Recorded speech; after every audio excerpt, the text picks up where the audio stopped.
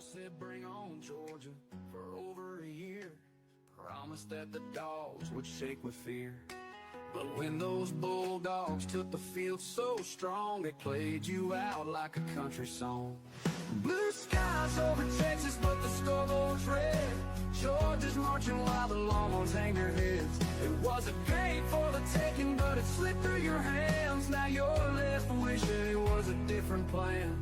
You thought you'd run wild, show 'em who's boss, but Georgia showed up, and it wasn't even close.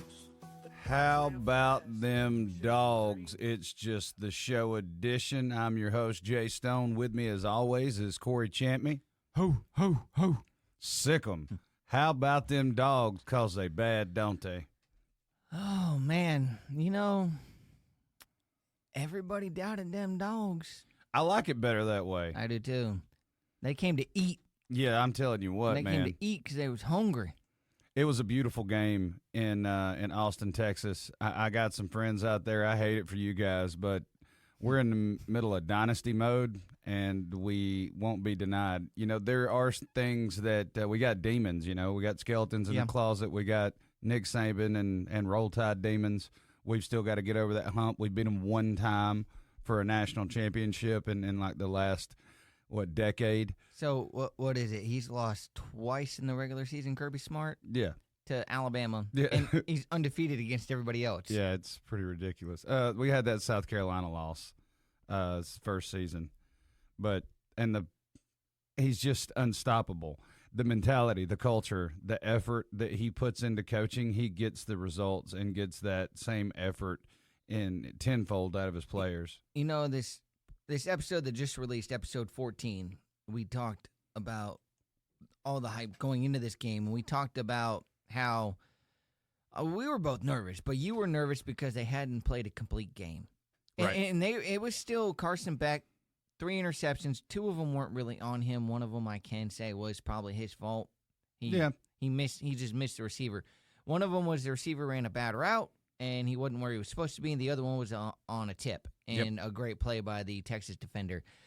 But defense-wise, they played a complete game. I mean, that Georgia Bulldog defense in that game is why I'm and forever will be a Georgia Bulldog fan. That hard-nosed, tough defense. That was 2021 reminiscent right Absolutely. And 2 people get thrown out for targeting, and not only do we not miss a beat, but we just keep hammering them. It's like, go ahead, we have more. I mean, they were spearing dudes and harpooning guys, and the look on Quinn Ewers and Arch Manning's face. It says it all. They were just like, which way did he go? Which way did he go? I am pretty sure that Quinn Ewers, he was taken out of that game because I think he's a little concussed. Yeah, I mean, he did not know which way was up at that point after Gerald Everett hit him. It was lights out for him for a minute. I'm sure he couldn't breathe. So the discussion going into this game was Georgia's defense is playing too soft. They were playing, okay, we're going to make you throw the ball, and we're going to try to make you beat us throw the ball. It was bend but don't break. And I think I said it. I would like to see them blitz the linebackers or blitz the ends, I think I said. Mm-hmm. Blitz the ends and let the linebackers play more of that play more in the secondary because the rush wasn't getting there. They lined up in normal packages, and then at the last split second, they showed blitz. Like right before the ball was hiked, they were showing overhead shots of how the defense was moving. In Texas, the O-line couldn't reset itself. They were moving so fast. They didn't know which way that they were going. And I will say that Jalen Walker, that guy went full beast mode in that game. Absolutely. Him and Everett. Yep. In Aguero. Jonell Aguero was going to be my player of the game had he not been ejected for targeting. But the man had 3 solo tackles, 2 assisted. He was everywhere, and the 3 solo tackles were huge hits. 2 of them stopped first downs, and the third one that got him ejected, the quiet crowd said it all. Oh, yeah. I have 2 players of the game, and it's Jalen Walker and Everett, because those guys set the tone for that defense, and it made guys like Aguero step up and have huge games. And on the offensive side, I guess you could say ETN was the guy that, piggybacked off that offense. They had some big plays. They had that flea flicker for 40 yards. The game-sealing drive was what we deserve to see on every offensive possession from the Georgia Bulldogs. If they can catch the ball. There's so many that's the drops. biggest thing right now. The wide receiver room needs a come-to-Jesus meeting, if you will. They have so many issues. Not only are they not just blatantly not catching the ball, getting hit in the hands, they're not coming back to the ball on these routes where they're turning around. One of the interceptions, Arian Smith turned to the inside, Beck threw it on the outside directly to the DB. Because he was supposed to go to the outside. He cut the wrong way. He cut the wrong way, or Beck threw to the wrong shoulder. I don't know if we'll ever know unless there's some post-game interview footage where somebody admitted to being at fault right there. Was that the pass interference? That was the pass interference, followed by the trash on the field, followed by the change call. Okay, so there was no pass interference on that play. I Not will at say all. that on either side. Yeah. It was a bad call. But now you set the precedence for we can throw trash on the field and delay the game, and we can force the refs to overturn it. Everybody said that was the wrong decision. Even Matthew McConaughey came out and said, Hey, guys. Yes, right. All right. We can't be doing that now. All right. All right. But he even said that, it was a horrible look. Yeah, that's not a good look. They huddled, they made a decision, and then they made the call. Then the trash was thrown and the student section erupted, and Sarkisian had to come on the field and try to chill out the whole stadium, and then they changed the call. You made the call. Okay, the flag was thrown. That official comes in and gives their perspective. They huddle to see if there's any conflicting perspectives. No one else said, hey, man, I saw a clean interception. So they said defensive pass interference, Georgia Bulldog first down. The trash came on the field. I don't know for a fact if there was any help from the review booth in wherever production is. From what I hear, there wasn't. Okay, there wasn't an automatic review because... No, not at all. But I don't know. There's sometimes on Sundays you hear the ref say after support from... I can't remember the verbiage they're using. Like after review in the home office or something. There's certain plays like I know in the NFL that are always reviewable. Review assistants, after replay assistants. Yeah, every play, but they don't... I don't think that pass interference falls under that. I don't think a lot of the penalties fall under that. I could be wrong. I don't think they do either. I think that they made the wrong call. They were scared. And production was like, hey, that was blatantly not pass interference. Y'all need to fix that. They were both grabbing at each other right at the line of scrimmage. And if you're going to do it, throw the flag there. And, whatever. But, the guy was getting handsy. They were both getting handsy with each other, pushing off of each other. And Arian made the wrong cut, and the other guy made, what did I get? And that brings me back to my point. That's the problem is Arian gets the top of his route, and when he turns, not only does he turn the wrong way, but he's getting handsy with the DB instead of squatting, spinning, and getting ready for the ball. He was trying to get separation to turn instead of just getting to the peak of his route, breaking down and turning. He was getting to the peak of his route, slowing down, lackadaisical, titty bumping with the cornerback, and he turned the wrong way. Yep. If he turns and sits down, he has room to make a left or right adjustment on the ball. When New England lost last week, their coach came out and called the team soft. Yeah. And the players responded because they had a big win against the Jets, even after their starting quarterback went out with a low-grade concussion. Jacoby Brissett came in, and he was a different quarterback. But that's what Kirby Smart, I think, was telling his team. You guys have been playing soft all year long. It's time to step up, and let's knock the ever-living daylights out of these guys. And they did that. They stepped up.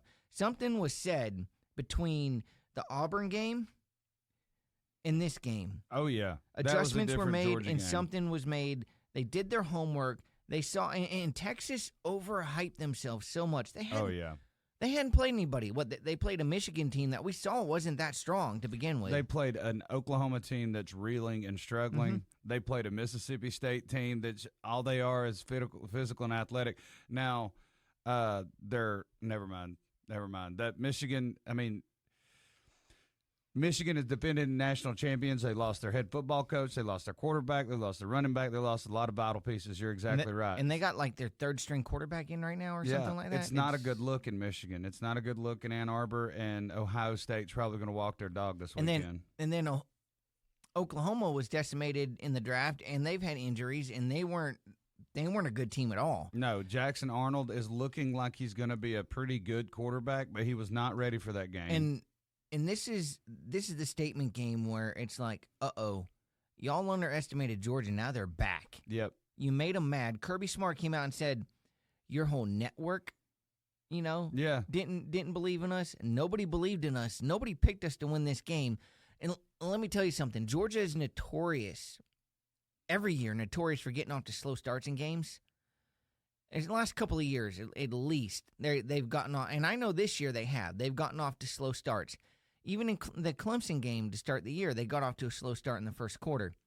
This game, it was just full throttle. I mean, they were – and the offense didn't have to be fantastic because the defense was putting them in positions with turnovers and with special teams did a really good job. Special teams they were punting, but they were getting these short yardage situations with all these fumble recoveries where they only had to score from 15 yards out. You didn't have to be great. You just had to be decent. And Marty Smith, the ESPN analyst, texted Kirby after Kirby's comment, your entire network doubted us. He texted him and said, not everybody at the network doubted you. And he said, they were the number one team in the country. You were supposed to doubt us.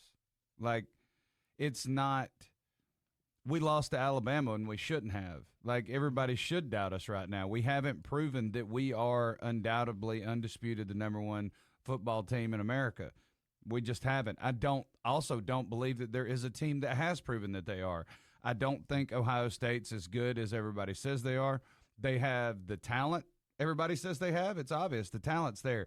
I do not believe in Ryan Day. I do not think he's a good person or a good coach. That's my personal opinion. That's just my vibe. I have no evidence to stand on saying he's a bad guy. We might even be able to play cornhole together. He might be cool to chill in the backyard, but I really highly doubt that. I digress. I do not think anyone has established themselves as the perennial powerhouse like Alabama was every season for a long time, where it was like, who's the best team? Well, nobody's perfect, but Alabama's the best. Even those teams, those Alabama teams, they would have a bad loss to LSU or to Auburn or something like that, but they'd still go on to win the championship because Nick Saban was like, all right, what'd you learn from it? Right. And that's what I see in Georgia. It's, you lost to Alabama, but until you lose to somebody other than Alabama, who are you going to stop? Yeah. Because Alabama's in a free fall. Oh, absolutely. You might not even see them again. They're not going to be in the SEC championship. No, I mean, they blanked Missouri 34-0, but now Missouri doesn't even know who they are. Their quarterback is in the washing machine, and they're having a rough time on defense. It's hard to stop Jalen Milroe as it is because he's a dual-threat quarterback, and even when he makes a lot of mistakes. He can make up for a lot of it with his feet. Yeah. And he can just throw it out there to Ryan Williams, and he can just make spectacular catches. Of course. But it's a matter of time before they start doubling him and bringing a safety over to help cover him. Then who else are you going to have?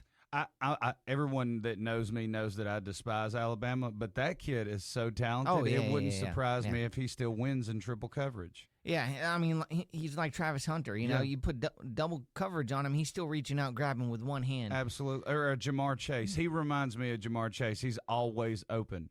Yeah, Travis Hunter, for some reason, kind of gives me a little bit of that Randy Moss vibes. Some of the catches he makes. You could just throw it up there to him, and he's going to. And the thing that makes him so good is that he plays corner. So he knows the tendencies of corners and how they're going to react. And so I think every good wide receiver should play safety or corner, at least in high school, maybe some in college. Learn the tendencies. Learn how to get off the ball on that side. It'll make you that much better as a receiver. And learn what it's hard to do. And vice versa. I think every good corner and safety needs to play wide receiver because it'll make you that much better.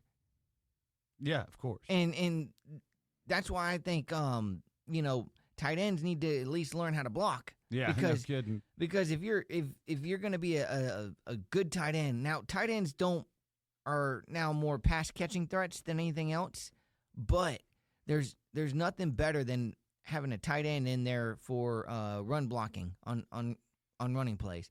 But in this game, it was all set up. It was hyped up. Texas is going to go in there, and they didn't say that it was going to be a close game.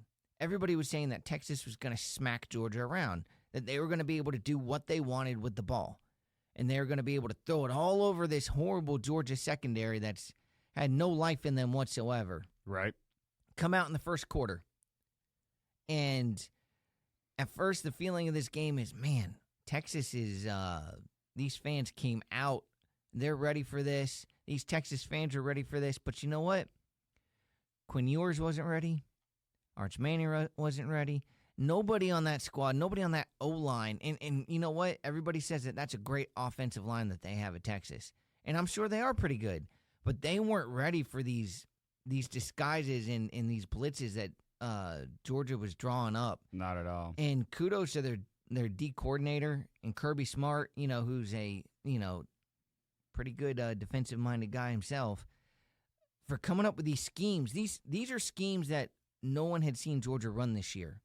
But you know what? They're going to see them again because they worked well. And this is probably one of the best offenses they're going to face all year long. Alabama and Texas are the best offenses they're going to run into.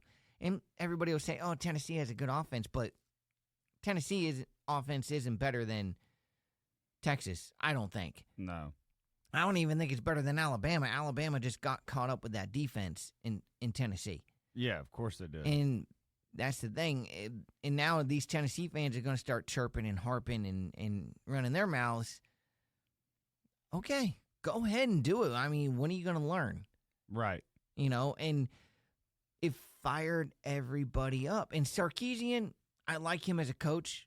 I think he's done great things at Texas, and he probably will go on and do great things. But Texas is learning that it was better to be in the Big 12 than it is to be in the SEC. Because every week is a championship-level environment. When we have the commercials on TV that you see where, oh, blah, blah, blah, it just means more, it does. It just means more. Oh, yeah. The Alabama losing at Vanderbilt should be Exhibit A. It just means more. Like, they got disrespected. They have the talent, the size, the speed, the coaches there to beat anybody any given Saturday. And then, by George, they went out and beat number 1 Alabama for the first time in school history, but they did it. And what was the Alabama players were running their mouths. They were smarting something off. I don't remember what it was, but it was bulletin board material. And I'm sorry, I don't care who you're playing or what you're playing. You don't disrespect an opponent and expect them to just take it lying down. They came in there, and Vanderbilt was ready. And you know what it was? They had the disadvantage, and I'll say this. Alabama's win against Georgia, it cost them because it exposed them. It showed the rest of the league this is how you play them, and it cost them against Vanderbilt, and it cost them against Tennessee. Absolutely it did. But when you're talking about costing, how about Texas A&M? They lose their first game of the season, and now they've been on a tear. Now, all of a sudden, their quarterback starts playing like garbage in this LSU game. They're down 17-7, and what does the coach do? He pulls the starting quarterback. He pulls Connor Wigman and puts in this Marcel Reed kid. What does Marcel Reed do? 8-yard run for a touchdown, 8-yard run for a touchdown, 4-yard run for a touchdown. They had no... Before that, they were up 17-7, and before this kid's done, Texas A&M is up 28-17. That dude is terrifying, scary, fast. And here's how bad the Texas loss was to Georgia. They almost lost to Vanderbilt this last weekend. 27-24. Yep. And that almost cost because their heads weren't in that game. Not at all. I guarantee you. But even so, like Ohio State, number 4 Ohio State, barely beat Nebraska 21-17. Nebraska really should have won that game. I mean, the only team that's really looking good to me is Oregon. I mean, Texas A&M scares me. They're 7-1. They're 5-0 in the SEC, and they have played people like Texas A&M. They beat the number 8 ranked LSU, and I think LSU's out now. You know, they're on the outside looking in. They beat Missouri when Missouri was ranked in the top 10, 41-10. And Penn State is a sleeper team. That's a good defensive squad they have. Offense, it's a Penn State offense. It's run, run, run, run, run. Watch out for Miami. Yeah. Miami is they beat Florida State 36-14. I mean, everybody's beaten Florida State this year, but I mean that's a rivalry game. That could go either way. But the team that people I think need to look out for, they've really hit their stride lately, is Notre Dame. You would say that. The number 24 ranked Navy was undefeated coming into this game, and they dropped 51 on them. Sure did. And, you ain't wrong. And Notre Dame they're on fire right now. Yeah, A&M does not look that good. They don't look like they're not Notre Dame good. And they dropped the first game of the season at home to Notre Dame by 10, 23-13. But then they go on a tear. They get them a cupcake win. Then they go to Florida and get a double-digit win. They come home and struggle with a Bowling Green team. Then they stay at home for Arkansas and Missouri, wax them both. They go to Mississippi State, win by double digits. Then they come home and play a top 10 LSU team and win by double digits. Now they got to go to South Carolina, host New Mexico State, go to a very bad Auburn team, and then they get to host number 6 Texas. A&M is probably going to be one of the top seeds.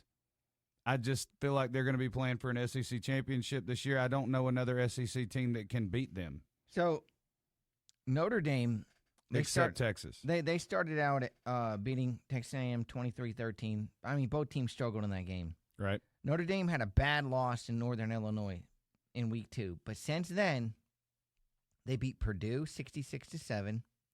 They beat Miami of Ohio 28-3. They beat Louisville, who was the 16th. They were 15, and Notre Dame was 16, 31-24. Bye week in week 6. Week 7, they beat Stanford 49-7. Whooped them. Week 8, they beat Georgia Tech 31-13. Yeah, and for the record, Haynes King was hurt in that game, so it might have been closer offensively if the Georgia Tech had their starting quarterback. However, Notre Dame still played really good defense in that game, and they put up 34 points offensively. So, and then 51-14 over Navy. This week coming up is a big game. Ohio State and Penn State. That's number 4 against number 3. I got Penn State, by the way. Miami plays Duke. Yeah, I want Penn State to win. Let's see. Anything else? Oregon's going to play Michigan. That's going to be a. Ooh, I wonder who wins that one. Ohio State, Michigan? No, Oregon. Michigan. Oregon and Michigan. Okay. Tennessee plays Kentucky, which Kentucky has been a tough team.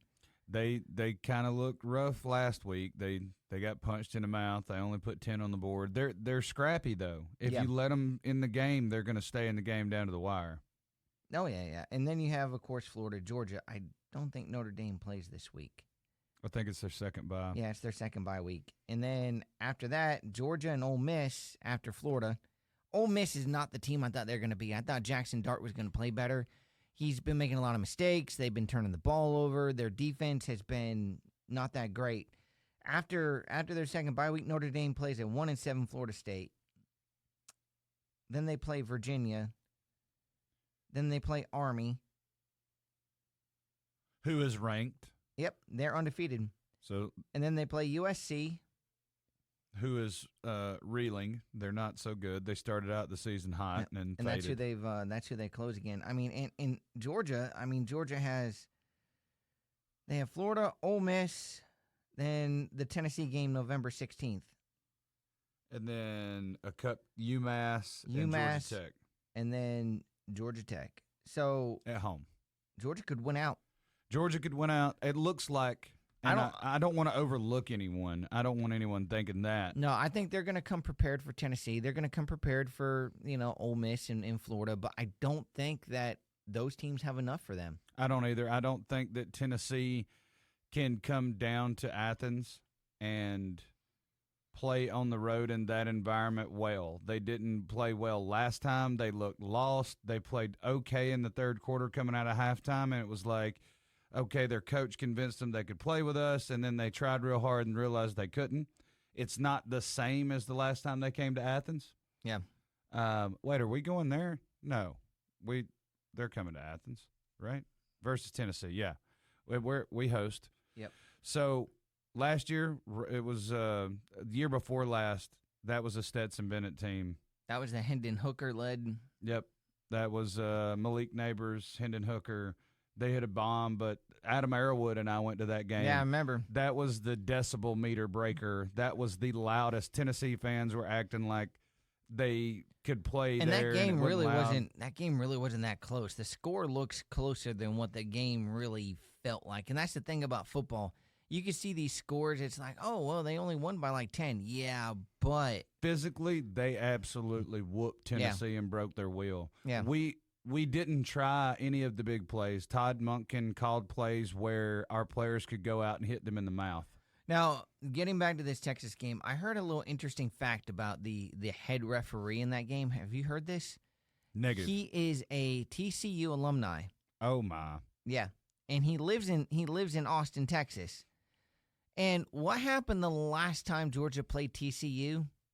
I believe we scored a record-breaking amount of points in the national championship. Yeah, so you don't think he's maybe a little Yeah, I think he's a little hurt by it. I don't blame him.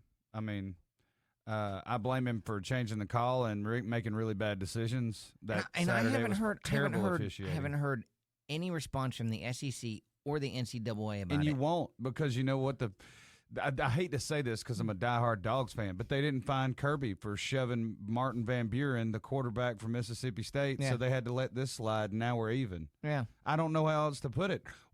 In my opinion, but if it happens again in any other game, that's it. They're gonna drop the hammer down. You know it. It's gonna be a 15-yard unsportsmanlike conduct for the home team. You know it. Or it might even be like one of those 20-yard ones or whatever. They just throw something out there. They might give them 15 yards for every bottle thrown or something. Who knows? That would be insane, and it would be worth it. The fans are there to spectate. It is not about them in the sense that they do not get to participate other than making noise. Yeah, you're there as a observer. You do not get to interfere with the action of the game. So if you run out on the football field during the game, you get arrested. Yep. You get arrested and you get trespassing. You're probably not going to be able to go back to a game for a long, long time. You run out, or if you take an object and you throw it out on the field and you hit a player with it, you're probably going to be escorted out of the game. You know, if you reach over in baseball and you grab a ball that's fair and it goes foul and you grab it, you're getting escorted out. You're getting escorted out because you interfered with the game. You do not interfere with the game. It's the same thing. You threw trash on the ring. On the field. And in my opinion, that's what those Texas fans are. Every single one of them that threw a piece of trash is trash themselves. Absolutely. I mean, if you're sitting courtside at a Lakers game and you stick your foot out and trip LeBron James, you're probably going to jail for assault, trespass, all kinds of things. Not that I'd probably laugh and high-five you if I got the opportunity. Unless he landed in Diddy's lap, then he'll be all right with it. But I mean, if you trip Steph Curry, somebody everybody loves, or something like that. That's what I'm getting at. You don't get to interfere with the game, and the Texas fans are trash for that. You remember back, when was it, 2006 or 7, the Malice at the Palace? Yeah. The Pistons and the Pacers? Uh-huh. And Ron Artest was giving the Pistons the business, and I think he just got a technical foul, and he went to lay down on the timekeeper's table, and someone chucked a bottle, and it hit him in the face. Yep. And he runs into the stands and clocks the wrong person. I mean, he went off and just laid a right hook on the wrong guy, and the kid that threw the bottles over there like laughing, getting away with it. But it caused a brawl, a straight up brawl between the Pistons and Pacers. Yeah, Pistons and Pacers. I'm sorry, 2 P teams. It messed me up. But it caused a brawl. It was something that didn't need to be, all because a fan threw a bottle and it hit a player in the face. Yep. It's ridiculous. I mean, Ron Artest shouldn't have gone in the stands like that. But no, he shouldn't. You should never retaliate. He felt like he was assaulted. Yeah. But he went about it the wrong way. But I'm saying something like that can be spurned on by this, and it's unacceptable. It is. I digress. The plays of the game. What are some of your plays of the game? From the Georgia-Texas game, to me, I've called it the game-sealing drive. that last drive of the game where we scored the final touchdown, where we start on, I think, our own 7-yard line. I think that I can get the breakdown play-by-play going real quick.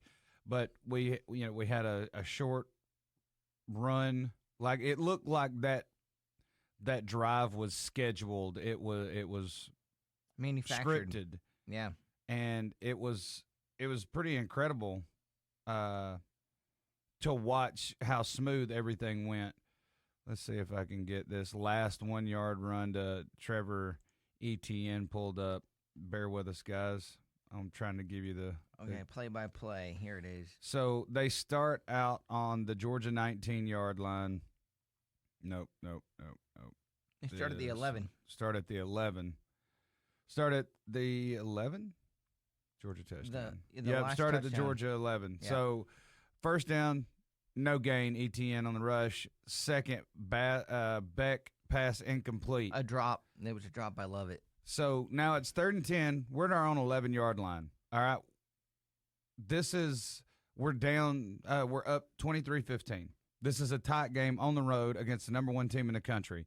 This is make or break time. So this 3rd down and 10 from the 11-yard line is one of my plays of the game. Carson Beck completes to Arian Smith for 21 yards to the Georgia 32 for a first down. Then they go high tempo. This next play is one of my plays of the game. Carson Beck complete to Oscar Delp for 43 yards down to the Texas 25. It was a wide receiver in motion, and it wasn't your normal flea flicker because the wide receiver was in motion, caught the ball, and flipped it to Carson Beck, who chucked it down the field to a wide open Oscar Delp, who, in my opinion, has been the most accurate receiver in this whole season. Yeah, he's the one we can definitely trust the most. I mean, even Lawson Lucky has dropped some. Yep.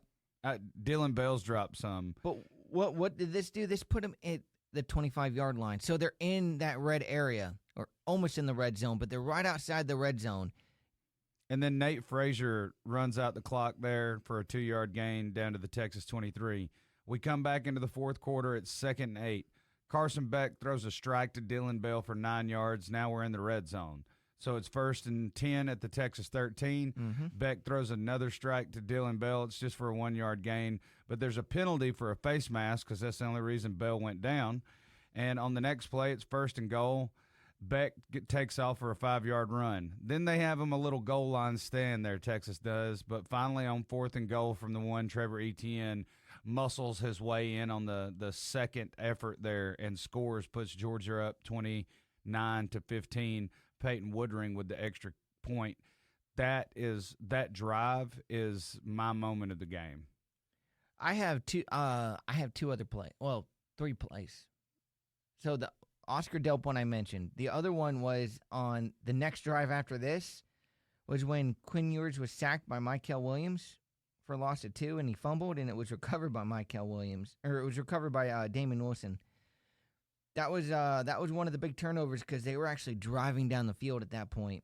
And earlier in that drive, that was when Dan Jackson was called for personal foul. Yep. And was taken out of the game, which was complete and utter bull. But the first sack to Quinn Ewers when he got just jacked on his blind side by Dalen Everett, and the ball came out because he was hit so hard that there was no way he was holding on to that ball. Absolutely. He didn't hold on to the air in his lungs. Nope. He probably peed himself, let's be honest. And then the play where the receiver caught the ball, and it was Aguero, right? Yep. He speared like he's Bill Goldberg. He left his feet and harpooned that poor boy, that poor Texas boy. Yep. I mean, he knocked him all the way. He probably knocked him all the way to Louisiana. With 105,215 people in attendance, every single person's their jaw was on the floor after he hit him. And you have to think, they were proving a point in this game. They weren't out to injure anybody, but they were out to prove that we're going to hit you. And you're talking about all these missed tackles. We ain't missing a tackle this time. It's like the scene from Any Given Sunday. How's it look out there? They're fast. And they're strong, and they're big, and they're fast. Son, you already said that. I mean, it really was. It had to be like this. The picture of, like you said, the picture of Archie Manning and Quinn Ewers on the side on the bench, looking terrified, says it all. And I love when they cut to Archie's dad, Cooper Manning, the Manning brother that couldn't do anything because he got hurt. He was the receiver, I think. And the meme is, I told him he should have went to Georgia. Now I got to wear this ridiculous hat, and he's wearing a big old like Woody from Toy Story cowboy hat. But 10-gallon hat. You know what that reminded me of when Quinn Ewers got hit by Everett, the big guy that Bob Sapp plays in The Longest Yard. He comes back. I'm sorry, I broke it into your toy. Yeah. He's like, he went over to the Texas sideline. I'm sorry, I broke it into your toy. Yep. I mean, it's a wonder they did not have to scrape him off the turf. It really was a vicious hit, but it was clean. He just didn't see it coming. With the way he hit the ground, though, he hit helmet first on the ground. Mm-hmm. He had to be knocked silly. He didn't know where he was for a minute. He just knew it was really loud. And he felt the air leave his lungs. And the soul leave his body. I bet you for a minute his spirit was looking down on his body like, uh-oh. Yeah, and your left tackle, you got to have a conversation with him. Like something. Y'all got to have a code word because man didn't get touched. And they were hyping, like if you watch on TV, they're hyping up this Texas offensive line as giving up the fewest sacks ever, or fewest sacks all season long. Boy, that left tackle, he got ragdolled. I mean, these were grown men that they ran into in Georgia. Dalen Everett just had a game, man. I'm telling you. Interception, huge sack, forced fumble. Him and Jalen Walker. And Michael Williams.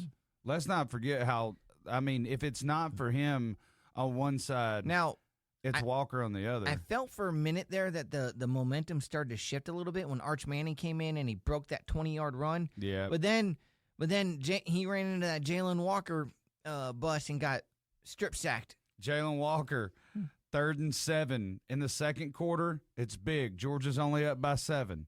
Quinn Ewers drops back on 3rd and 7. Jalen Walker with the sack for a 9-yard loss to bring up 4th and 16. You want to talk about gaining some momentum early in the game? That's huge. I wonder if Jalen Walker told Arch Manning and whispered in his ear, "So came Georgia boy." I know, right? I mean, he probably wouldn't have been able to start here, but no. But if you look every time that Texas punts the ball, at least one of them is Quinn Ewers sacked is in there. And you know what I love about Kirby Smart is he defended Carson Beck. Oh, and he should have. And they said, well, Carson Beck didn't have a great game. He said, who said that? You said that? The media says that? I think he had a great game. He was driving the ball down the field. We had issues holding on to the ball. We had issues catching the ball. Yep. He did everything that he needed to do to put that team in position to win. Everybody's going to look at the stats, and like Kirby Smart says, stats can lie. Because he played a lot better than that no touchdown, 3 interceptions that it shows on that stat line. He played a lot better than that. I'm telling you, 10 to 12 drop passes in that game that were right to receivers. Oh, yeah. Very rarely did he make a bad throw in that game. Oh, rarely all season has he made a bad throw. He's made a couple of bad decisions where he tried to push it deep and he didn't get his feet set and he had an underneath guy wide open. He should have took the check down. But, you get in your head when you're young. You don't want to be check down Charlie. You want to be able to push the ball. You want to make it to the NFL. You want to increase your draft stock. But the wide receiver room and the tight end room is not doing this man any justice. Like you said, Oscar Delp's been pretty dependable. And Oscar Delp has been the guy that they haven't gotten the ball to for some reason. Because it's been Lawson Lucky that they've been like, oh, this guy he's fast. Oscar Delp's a great route runner. He's not as fast as Brock Bowers or Lawson Lucky, but he is your sure-handed guy. If you need 5 yards, throw it to him. He's going to catch it every time. Yep. And he proved that he can get down the field. Look at that flea flicker. He was unaccounted for. He really moves like Brock. He does. When he's got the ball. And he is such an underutilized tight end. He learned under Brock Bowers. You don't think he picked some stuff up? And he trained with Brock Bowers. Yeah. Another one of my favorite stats was the way the first half ended as we're winning 23-0 over the number 1 team in the country. Archie Manning drops back, and he's sacked by Damon Wilson II for a loss of 11 yards, where he also fumbled the football. And guess who jumps on it? Jalen Walker, baby. Yep. this game, if this didn't boost Jalen's draft stock, they've got him as a middle round guy right now in like the 4th to 5th round. You have lost your mind. He's second or third right now. Oh, easily. He is. You know, he'd look good in that Falcon black and red. Ain't that the truth? Maybe that Patriot blue, too. Jalen Walker reminds me of a faster Richard Seymour. The way that he utilizes his wingspan to look big and then bring his arms in to get separation from the offensive lineman and extend and then move himself laterally around that guy like he's a body dummy or a tackle dummy. It is Aaron Jones-esque, but the way he moves reminds me of a Georgia Bulldog great Richard Seymour. You know who he reminds me of a lot is Aaron Donald. Yeah. Aaron Donald, but with I was actually going to say Grady Jarrett with speed, but he reminds me a lot of Aaron Donald because you can put him anywhere on the D-line. Yep. And he's going to go up the middle, or you can put him on either end, and he's going to get your quarterback. He's really good at switch. He is a fast – did you see him chase after Arch Manning? Yes. On that one play where Arch Manning had to get the ball off, but Jalen Walker was chasing right after him. And the guy has ridiculous speed for as big as he is. And I'll tell you another guy who people are going to look at now is Everett. Yeah. People are going to look at this guy and be like, Dalen Everett is serious. He is a great, great part of that secondary. Is he safety? Dalen Everett's a corner. And they were bringing him in on blitz packages. They were putting him on their best receiver. And he is man coverage. He's the real number 6. Like, Dominic Lovett needs to change his number at this point because Dalen Everett plays like he is him. He reminds me of the Honey Badger. Matthew. Tyrann Matthew. Yeah, Tyrann Matthew. Matthew. Yeah, that's who he reminds me of. He plays with reckless abandonment. He throws his body at the player. He's not the best open field tackler, but if he's got an angle on you and you don't see him coming, he's going to knock your lights out. You know who he reminds me of? Just the way, the speed, the way that he could – because they would send – this guy I'm talking about, they could send him on blitz packages where he could blitz, but he could drop back in coverage and stay with your number 1 receiver, your number 2. He's fast enough. He had the vertical to get up there and intercept a ball, but the way he hit people, he hit you and you knew it. Sean Taylor. Absolutely. He reminds me of not as well polished as Sean Taylor, but he reminds me that his game style reminds me of Sean Taylor. He's a little smaller in stature, but that's something that you can get later, especially in the NFL. Sean Taylor, and even I see, maybe a closer would be AJ Terrell. Yeah. But Sean, or Jalen Ramsey. The way that he just hits people, even like receivers going up for the ball and guys going across the middle, the way he hits people reminds me so much of Sean Taylor. While we're on the subject of hitting people, let's go Dan Jackson. Like that dude, if I had kids, I'd be writing him a letter asking him if he'd be my children's godfather because I feel safer when he's on the field. Dan Jackson lights out. The look in his eyes, the last game when the camera zoomed in after he got taken off the field for targeting right before he takes his helmet off, I look at him and I'm like, he made a decision one morning. It was either be good at football or murder. And he chose football, and I'm grateful. Yeah, he is a guy that he's been there for a few years now. Yep. So he's been there through the winning, and he's seen it. But he had to sit behind some guys. Now that he's getting this opportunity, he is just destroying dudes. Yep. And this is not the first big hit he's had this season. Not at all. He jacked a dude up from Auburn. He jacked a dude up in that Clemson game. Yes, 2 guys in that Clemson game. And there was one play where there was a tight end that was coming over across the middle, and the quarterback was going to throw the ball to him, and the tight end just went like this. He T-Rex armed it because he didn't want to get hit by Dan Jackson. Who does?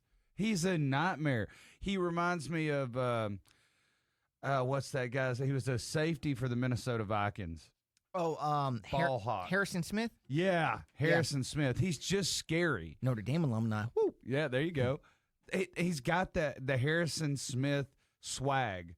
Like the way when the ball is snapped, even though he's at depth, you're still not sure if he's coming or not. Yeah. He's scary. You don't want to throw the check down because you fear for your tight end. He's got that Ray Lewis eye in him. Yep. The way he drops back, I bet if we did a side-by-side video, not Darrell Revis,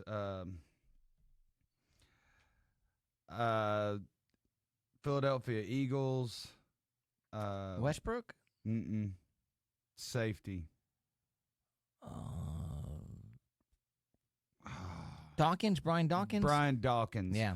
The crouch and the drop back, I bet if you put them side by side, they would look very, very similar. And he's one of those safeties. Eerie. He's one of those safeties where he could be free roaming. He's one of those guys that could even be a linebacker. Yeah. NFL teams love guys like them because they can put him as linebacker, they can put him at safety, and he's what they call the rover. Rover back. Yeah. Where he can go back and forth. You don't know what he's going to do. You can disguise your coverage. Exactly. And he's good at coverage. You can line him up as an outside linebacker, and he can be your third safety. Yep. How crazy is that? It's insane. And he's got size, speed, strength, He's IQ. built like a tight end. Little thinner, but he's got the height of a tight end. But this is the guy that you want to put on that tall, lanky receiver that's not real fast, but you know that when you get in the end zone, they're going to throw the ball up to him. You want to put Dan Jackson on that dude. Because if he can't get up to get him, guess what? He's going to hit him when he's in midair. Oh, yeah. And he's going to knock that ball out of that dude's hands. It's going to be like a car wreck. Mm-hmm.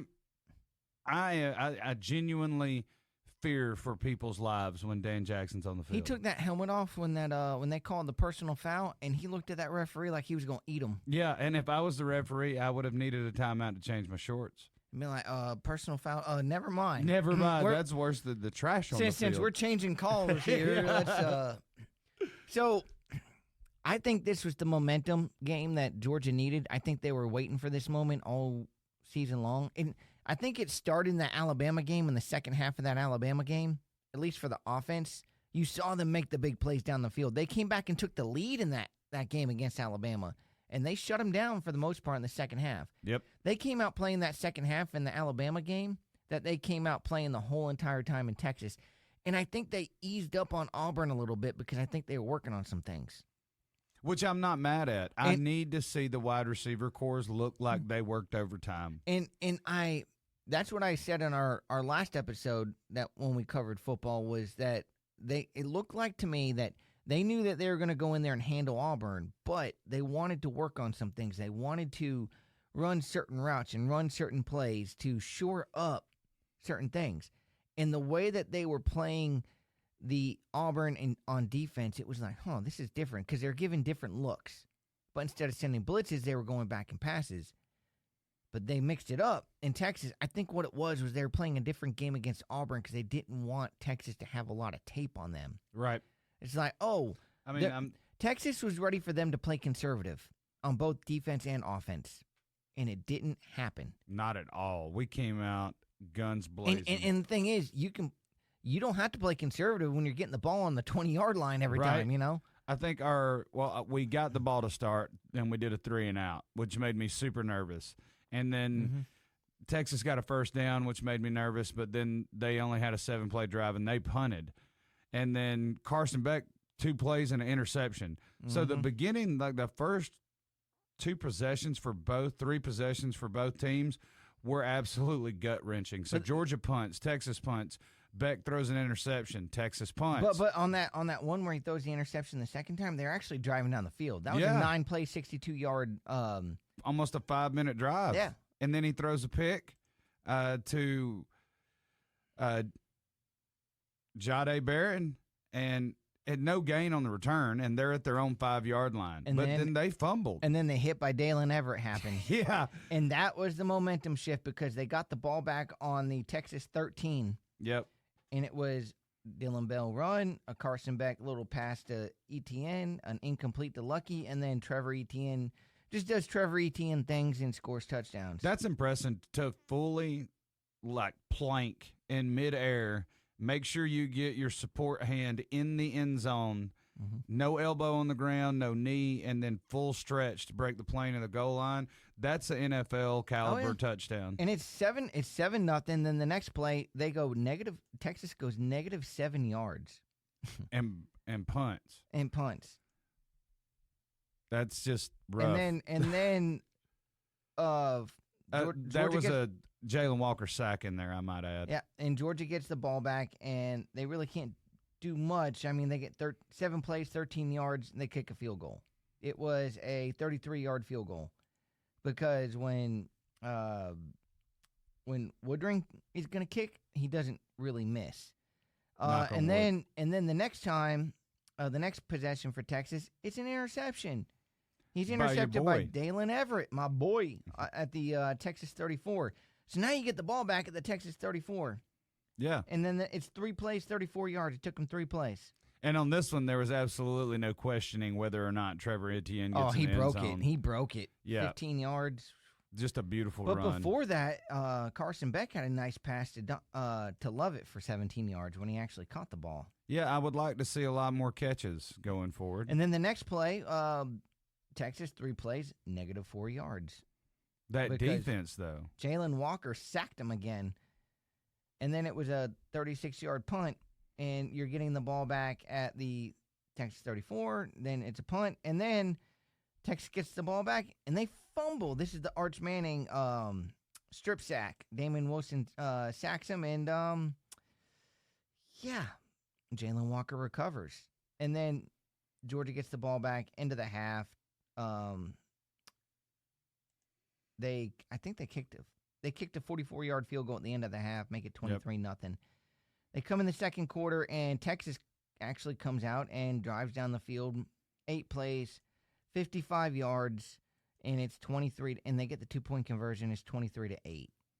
And it was pretty. The 2-point conversion for Quinn Ewers to Isaiah Bond, it was cute. It was like, oh no, they might make a comeback. And then so Georgia goes 6 plays, 10 yards, punts, and then Texas is driving down the field again, but they turn it over on downs. On 4th and 7 from the Georgia 31, you got to kick a field goal right there. Oh, yep. I know you're down 8-23, but you got to take the points. But then the interception happens. The interception that's called a defensive pass interference.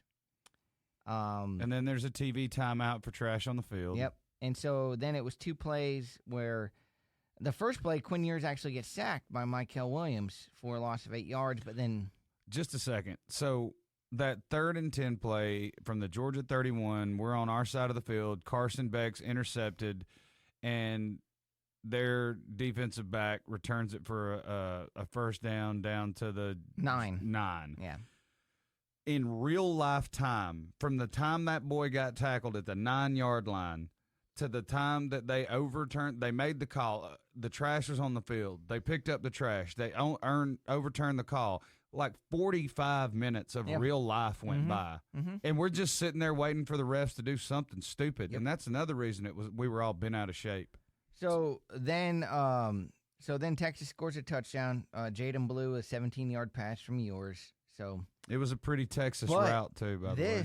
This was the drive we talked about earlier, the drive where they go 11 plays for 89 yards and they score a touchdown. Trevor Etienne 1 yard.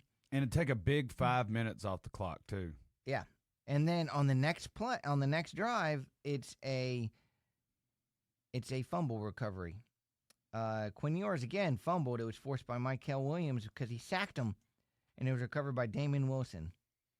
They get Georgia gets the ball back. They only go 3 plays for 2 yards. Texas on the next drive goes 11 plays for 61 yards. They turn it over on downs at the Georgia 42. So ain't that some stuff? And so Georgia gets the ball back. They go 7 plays, 21 yards. They punt it again. Once again, Texas 7 plays, 29 yards, but they turn it over on downs at the Georgia 11. And Georgia was like, yeah, we'll just take a knee twice and we'll end the game. 30-15 is your final score. And yeah, number 5, Georgia beats the number 1 ranked, even though they shouldn't have been number 1 ranked. The number 1 ranked Texas Longhorns. Carson Beck, 23 for 41, 175 yards, no touchdowns, 3 interceptions. Stats can be misleading. Trevor Etienne was the MVP of the offense, 19 carries for 87 yards and 3 touchdowns. The leading receiver, he had 2 catches, but he had the most receiving yards at 45, was Oscar Delp. The most catches was Arian Smith. He had 6 for 32. And it's because Georgia had they were short yardage on everything. That's why they didn't have a whole lot of offensive plays. They were short yardage on everything. That's crazy, isn't it? Yep. To think that that's where we're at right now. Jalen Walker, 8 tackles, 3 sacks, 3 tackles for loss. Dalen Everett had 7 tackles, 1 sack, 1 tackle for loss. Malachi Starks, good old Malachi Starks, 7 tackles, 1 tackle for loss. Aguero, 5 tackles and a half tackle for loss. I mean, it's just, he was set. They had 3, 4, 5, 6, 7 sacks. Damon Wilson, Michael Williams had 2, Everett had 1, and Walker had 3. So they sacked 7 times. On the flip side of that, Carson Beck was only sacked once. Because the Georgia offensive line played lights out. Oh, yeah. For all the injuries we have, you want to talk about next man up mentality? That offensive line is sharp, man. Tate Ratledge should have been proud with his mullet. What is in the water in Athens? Because they grow some big old boys down there. I'm telling you what, I need a bottle of it. But, hey, while we're talking about winning, let's talk about the All-State 2024 college football playoff. So Playoffs? Talk about playoffs? Playoffs. So to get to the national championship, we're going to have 12 teams compete in a playoff. And just a refresher on the rules, the field will consist of the top 5 conference champions as ranked by the College Football Committee, as well as the next 7 highest ranked at-large schools. The top 4 conference champions will be seeded numbers 1 through 4 and will receive a first-round bye. The 5th conference champion will be seeded by its college football playoff ranking. If that ranking is outside of the top 12, it will be seeded 12th. For someone like a school that doesn't really play anyone, but they've got 1 loss and they're ranked like 17th, but they win the MAC, they're going to be ranked 12th. So if the season were to end today, Yep. it would be Oregon against Iowa State. Would be number 1 versus 12. This is the up-to-date ratings. Georgia would play Clemson again, number 2 versus number 11. Penn State would face Texas A&M. Ohio State would face BYU. Miami would face Notre Dame, and Texas would play Tennessee. So as percentage is concerned, according to the Associated Press, these are percentages on these teams to make the college playoff if it ended today.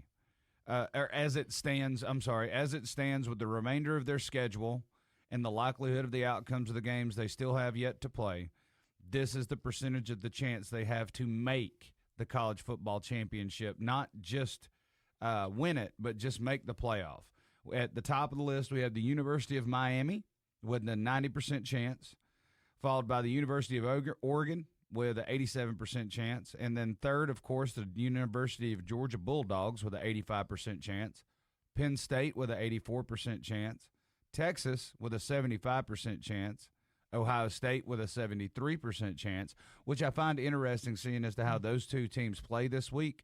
I feel like that would change dramatically for the two of them, barring who wins. Yeah, because if Ohio State loses, that's their second loss. So that is your top tier. That's anybody with over a 70% chance to make the college football playoff. Now we get into the middle tiers. These are between 60 and 50%. You get Indiana, Tennessee, Boise State, Notre Dame, BYU, Alabama. Then down here from 40% to 20%, we've got A&M, Texas A&M, Iowa State, Kansas State, Clemson, SMU, and Army. And then rounding out the top 25, LSU, Pitt, Ole Miss, Tulane, Washington State, and UNLV have between a 20 to 10% chance to make the playoff. How about Iowa State being number 12 and they're 7-0? Yeah, best start in school history. BYU's 8-0, Miami's 8-0, Penn State's 7-0, Oregon's 8-0. Miami is because of the division, the conference they play in. I think that's the reason why they have the highest percentage is because they play in a weaker conference. Mm-hmm. So I'm happy to see Colorado ranked. I'm a Colorado fan. have been since they hired Dion. Boy, they got a long way to go to getting that. Yeah, they that do. top 12.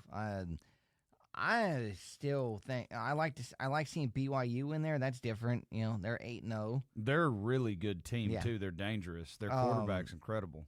I still think that. I still think Texas A&M is underrated. I think that they've been underrated all season. I think that the loss against Notre Dame really set them back, and they haven't played any competition since then. And I think Notre Dame is going to surprise a lot of people. I Yeah. really do. They hit their stride. They struggled. They got hit. They struggled in that game against Northern Illinois, and it woke them up. Yeah, And since then, they've just been dropping points on people. yeah. Sometimes you need a loss, you know. But like I was saying, Texas A&M hasn't played any competition except LSU, and LSU's good enough to stay in the top 20. They're still 16th right now. I think that Boise State deserves a little bit more respect than 15th. I think that they have a Heisman candidate in the backfield.